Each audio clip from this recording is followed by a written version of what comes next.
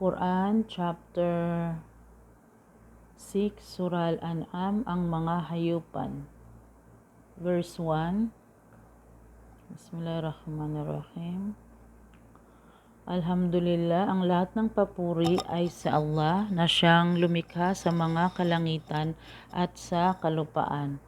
At siya ang gumawa sa at kadiliman at sa liwanag. Datapwat yaong mga di naniniwala ay kanilang ipinapantay ang kanilang Panginoon sa iba. Verse 2, siya ang lumikha sa inyo mula sa luwad o putik. Pagkaraan ay nagtakda ng isang taning na panahon upang kayo ay mamatay, at isang taning upang kayo ay ibalik sa Kanya, ngunit kayo ay nag-aalinlangan sa katotohanan nito. At siya ang Allah, ang Diyos na sinasamba sa mga kalangitan at sa kalupaan.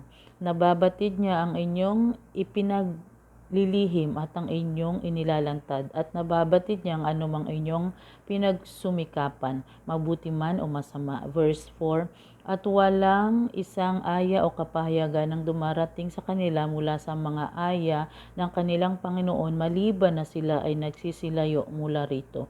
Verse 5, kaya katiyakan kanilang itinakwilang katotohanan nang ito ay dumating sa kanila, ngunit darating sa kanila ang balita ng anumang kanilang lagi ng pinagtatawanan.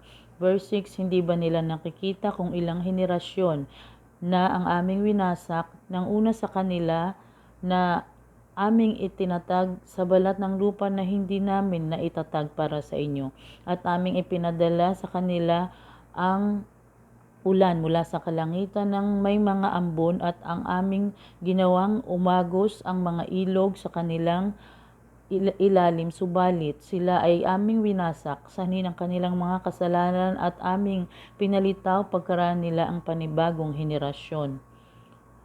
Verse 7, at kahit aming ibaba sa iyo, O Muhammad, ang isang nilimbag na aklat sa isang papel upang ito ay mahawakan ng kanilang mga kamay, yaong mga di naniwala ay magsasabi pa rin, ito ay isang lamang malinaw na salamangka. Verse 8, at sa mga di naniniwala ay nagsasabing, bakit hindi ibaba ang anghel sa kanya, kay Muhammad, upang siya ay saksihan, at kahit aming ibaba ang isang anghel bilang tugon sa kanilang kahilingan, marahil ang pangyayaring ito ay malaon ng napagpasyahan, pagkaraan sila ay hindi palulugitanan.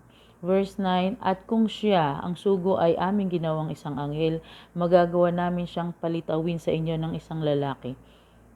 Magagawa naming palitawin sa inyo ng isang lalaki, at sila ay maaari naming matakpan ng anumang kanilang itinatakip sa kanilang mga sarili.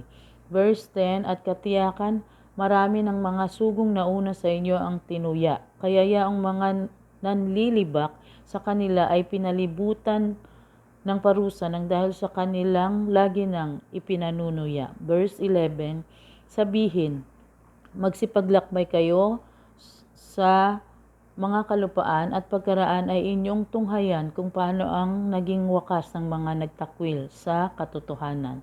Verse 12, sabihin, sino ba ang nagmamayari ng anumang nasa mga kalangitan at kalupaan?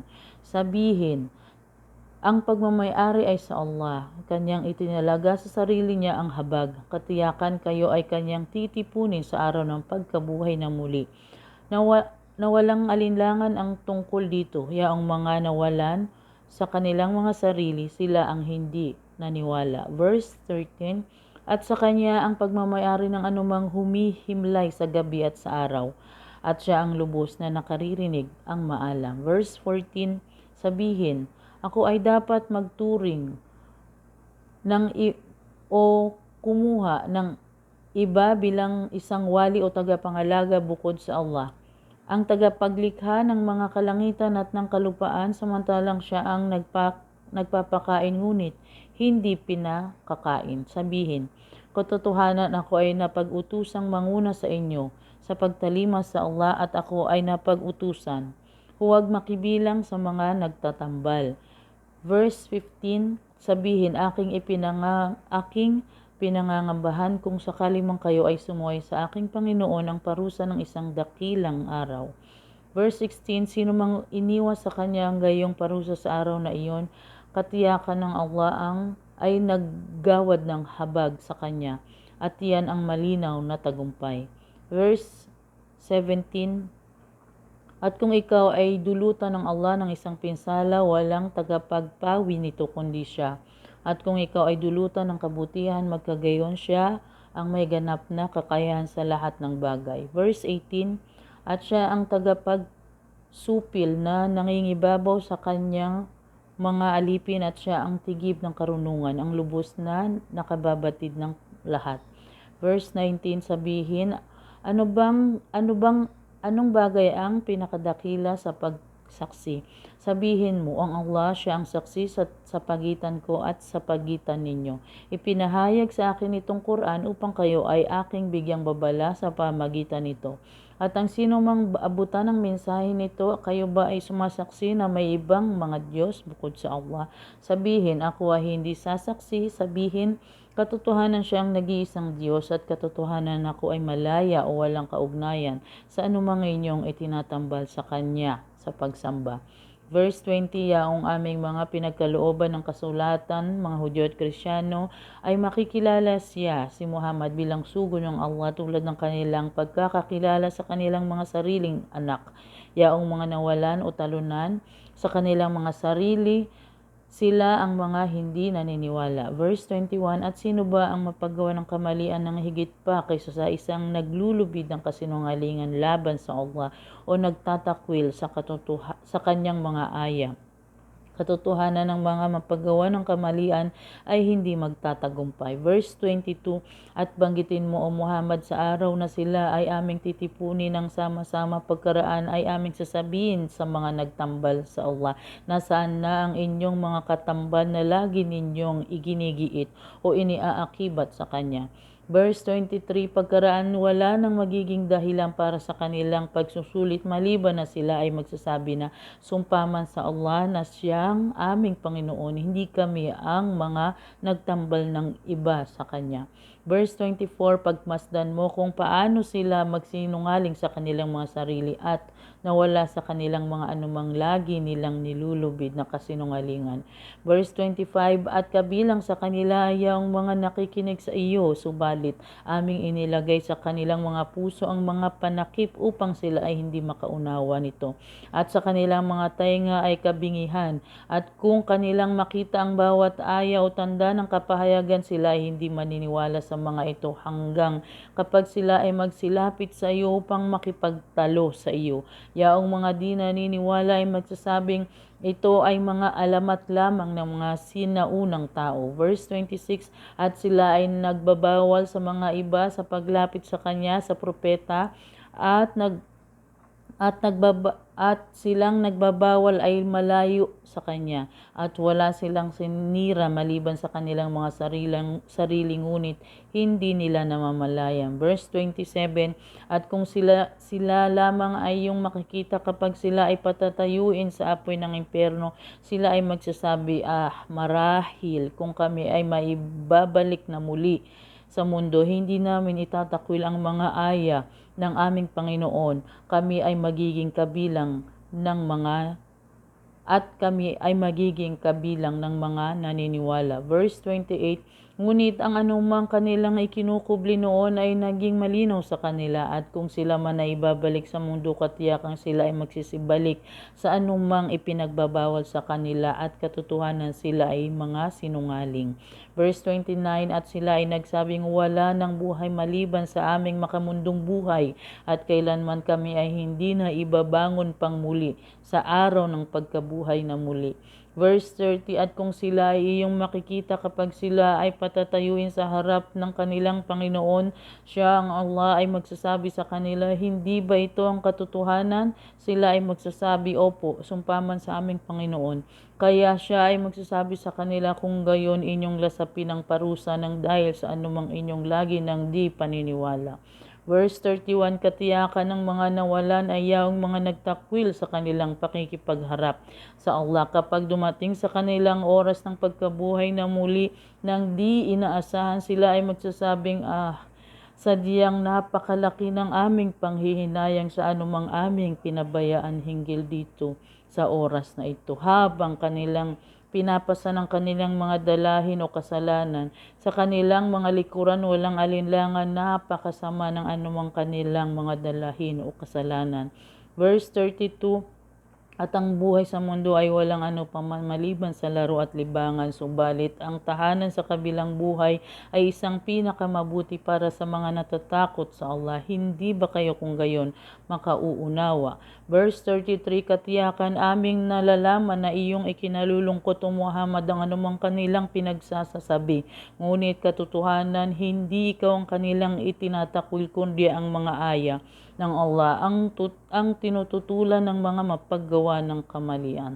Verse 34, at katiyakan maraming sugong nauna sa iyong itinakwil, subalit sila ay naging matiisin sa anumang ginawang pagtakwil sa kanila, at sila ay sinaktan hanggang ang aming tulong ay dumating sa kanila, at walang makapagpapabago sa mga salita ng Allah. At katiyakan ay dumating sa iyo na ilang balita tungkol sa mga sugong nauna sa iyo. Verse 35, at kung ang kanilang pag-iwas ay sadyang mahirap para sa iyo, magkagayon kung magagawa mong humanap ng lagusan sa ilalim ng lupa o ng isang hagdanan patungo sa langit upang sila ibigyan mo ng palatandaan, kung gayon ito ay iyong gawin. At kung nais ng Allah, sila ay magagawa niyang pag-isahin lahat sa patnubay, kaya huwag kang makibilang sa mga taong mangmang.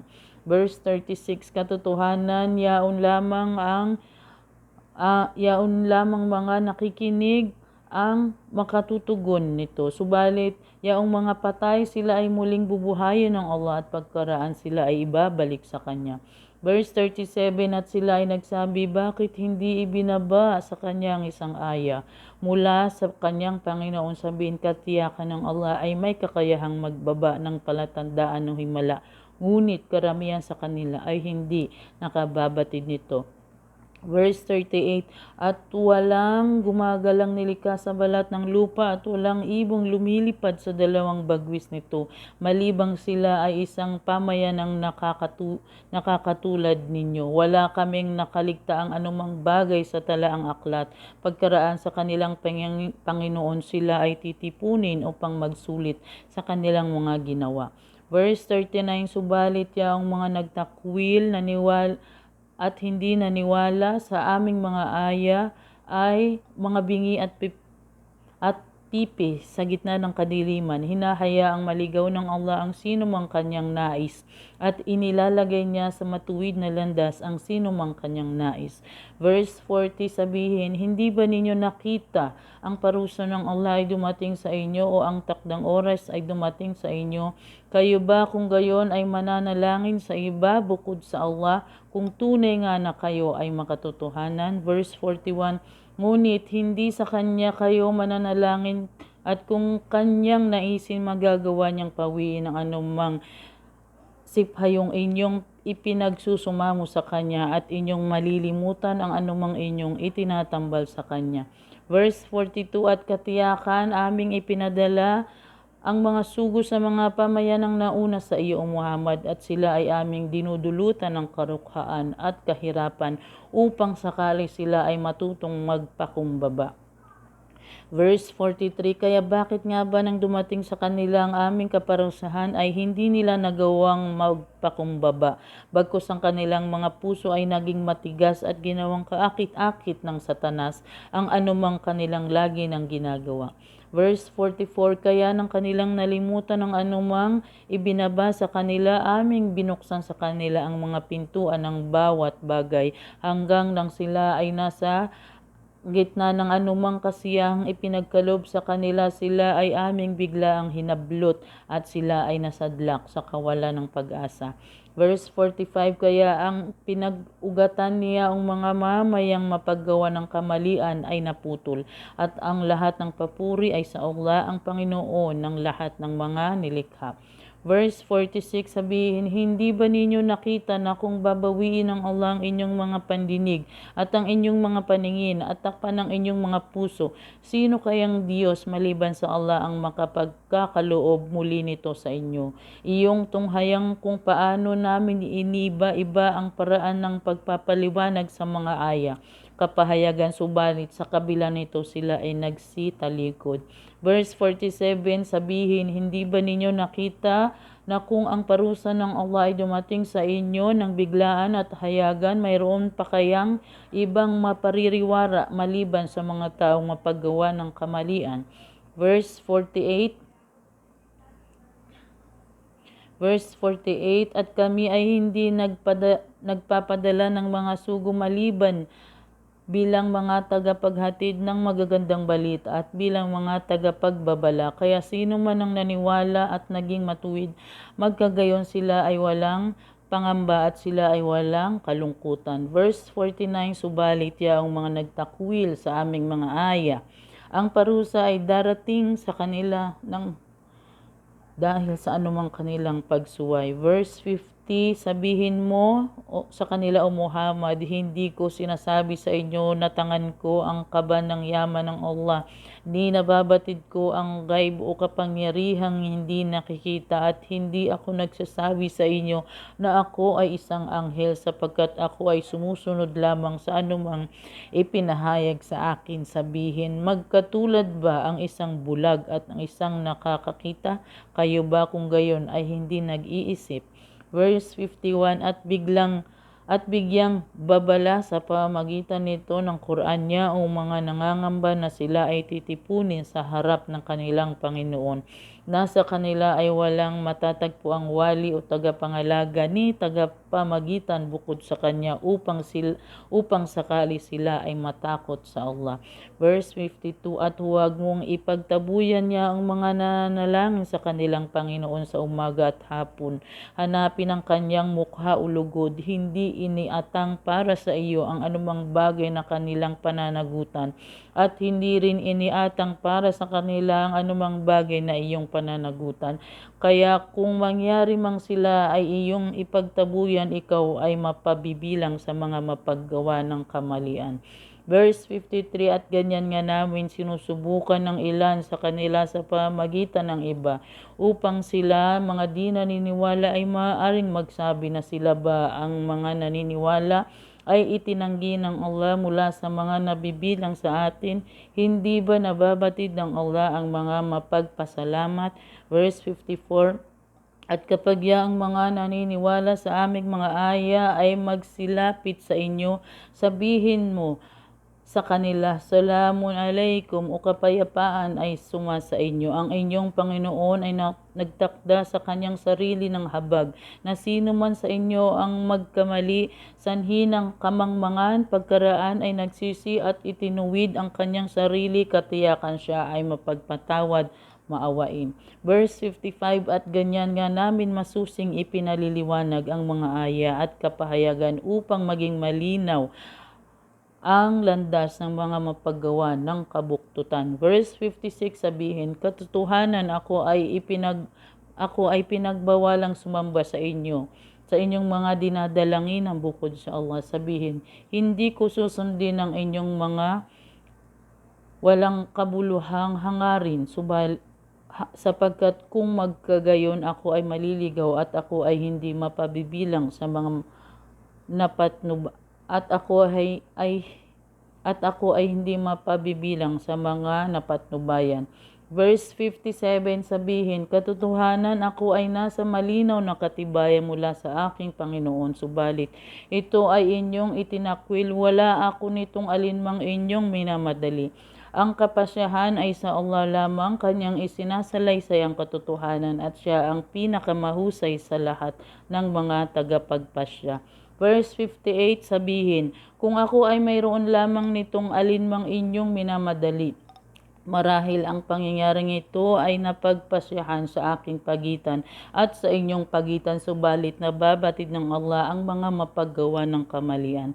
Verse 59, at nasa kanyang at nasa kanyang pagmamayari ang mga susi ng ghaib o hindi nakikita. Walang nakakaalam sa mga ito maliban sa kanya at kanyang nababatid ang anumang nasa kalupaan at karagatan.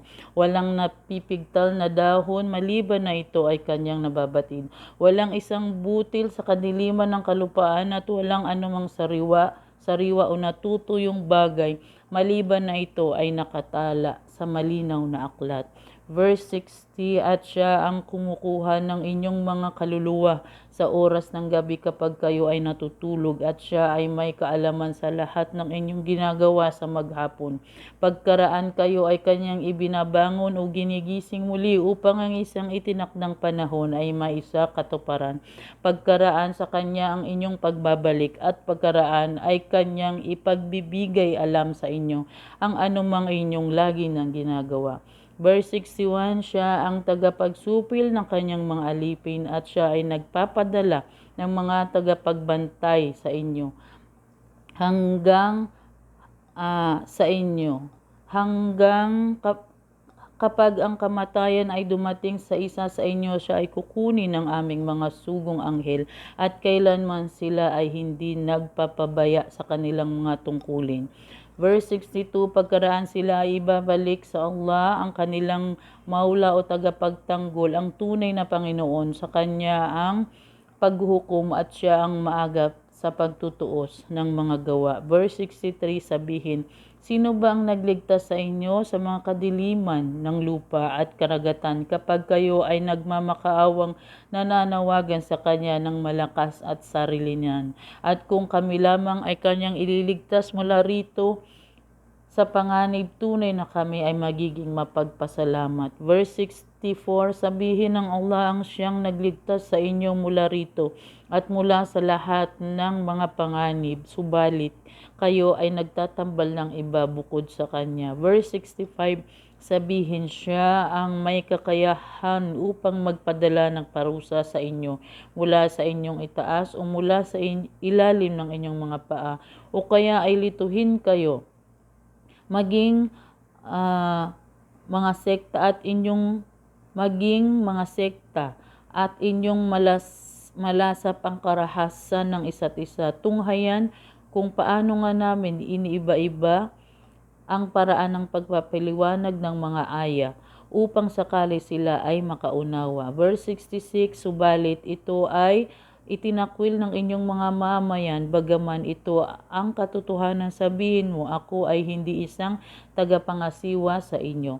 Verse 67, sa bawat balita ay may isang takdang kaganapan, at maglalaon ay inyong mapag-aalaman. Verse 68, at kung iyong makikita yaong mga nakikipagtalo hinggil sa aming mga kapahayagan ng Quran, ikaw ay lumayo sa kanila hanggang kanilang baguhin ng paksa. At kung ipag-adya ng Satanas na ikaw ay makalimot, huwag kang manatiling nakikiupo sa mga taong mapaggawa ng kamalian pagkaraan mong maalaala. Verse 69, at yaong mga natatakot sa Allah ay hindi mananagot para sa kanila ng anupaman, sapagkat ang kanilang tungkulin ay para lamang magpaalala upang sakali sila ay matakot sa Kanya. Verse 70, at iyong lisanin niya ang mga nagtuturing sa kanilang relihiyon bilang isang laro at libangan. Sila ay nalinlang ng makamundong buhay. Paalalahanan mo sa pamagitan nito ng Quran upang huwag na di masadlak sa kapariwaraan ng isang kaluluwa para sa anumang pinagsumikapan nito. Hindi magkakaroon ng tagapagtanggol at tagapamagitan bukod sa Allah, at kung ito ay mag-aalok ng lahat ng pantubos, ito ay hindi kukuhanin mula sa Kanya. Sila yaong mga nasadlak sa kapariwaraan ng dahil sa anupamang kanilang pinagsumikapan. Sa kanila ay isang inumin mula sa kumukulong tubig at isang mahapding parusa, sapagkat sila ay lagi nang di naniniwala. Verse 71, sabihin, kami ba ay mananawagan sa iba bukod sa Allah na hindi man lang nakapagbibigay sa amin ng buti o pinsala, at kami ba ay babalik sa aming mga dating yapak ng pagkaligaw, pagkaraan kami ay patnubayan ng Allah. Kung mangyari man ang gayon, kami ay magiging katulad ng isang inudyukan ng mga demonyo na maglakbay sa lupain ng litong-lito. Samantalang mayroon siyang mga kasamahan na nag-aanyaya sa kanya tungo sa patnubayan. Sa patnubay na nagsasabing, halina kayo sa amin. Sabihin, katotohanan ang patnubay ng Allah ang siyang tunay na patnubay at kami ay napag-utusan na isuko ang aming sarili sa Panginoon ng lahat ng mga nilikha. Verse 72, at magsagawa kayo ng pagdarasal at matakot sa Allah at sa Kanya kayo ay titipuning lahat upang magsulit sa lahat ng inyong mga ginawa. Verse 73, at siya ang lumikha sa mga kalangitan at sa kalupaan ng katotohanan.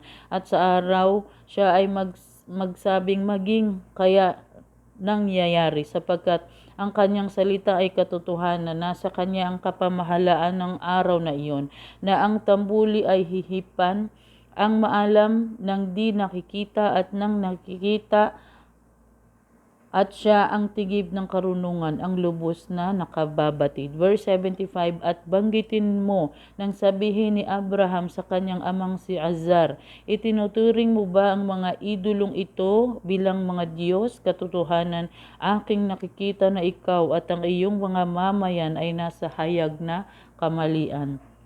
Verse 75, at ganyan nga namin ipinakita kay Abraham ang sakop na kapamahalaan ng mga kalangitan at ng kalupaan upang siya ay mapabilang sa mga hanay ng may katiyakan sa pananampalataya. Verse 76, kaya nang ang gabi ay bumalot sa kanya, sa kadiliman kanyang natanaw ang isang bituin, siya ay nagsabi, ito ang aking Panginoon. Subalit nang ito ay maglaho, siya ay nagsabi, hindi ko kinalulugdaan ang naglalaho. Verse 77, kaya nang kanyang matanaw ang sumisikat na buwan, siya ay nagsabing, ito ang aking Panginoon. Subalit nang ito ay lumubog, siya ay nagsabing, kung hindi lamang ako napatnubayan ng aking Panginoon, katiyakang ako ay mapabibilang sa hanay ng mga taong nangaligaw. Verse 78, kaya nang kanyang matanaw ang sumisikat na araw, siya ay nagsabing, ito ang aking Panginoon. Ito ay higit na malaki, ngunit nang ito ay lumubog, siya ay nagsabi, o aking mga mamayan, katotohanan ako ay malaya at walang kaugnayan sa anumang inyong itinatambal sa Allah. Verse 79, katotohanan aking ibinabaling ang aking mukha sa pagsamba sa Kanya na siyang lumikha sa mga kalangitan at sa kalupaan. O ako ay hanif o sumasamba lamang sa Allah at ako ay hindi kabilang sa hanay ng mga nagtatambal. Verse 80, at nakipagtalo sa kanya ang kanyang mga mamayan, siya ay nagsabi, ako ay nakikipagtalo sa kayo ay nakikipagtalo sa akin hinggil sa Allah, samantalang kayo ay kanyang pinatnubayan at hindi ko kinatatakutan niya ang mga inyong itinatambal sa kanya. Walang magaganap sa akin maliban kung pahintulutan ng aking Panginoon ang anupaman. Sa klaw ng kaalaman ng aking Panginoon ang lahat ng bagay. Hindi nga ba kayo kung gayon makaalaala?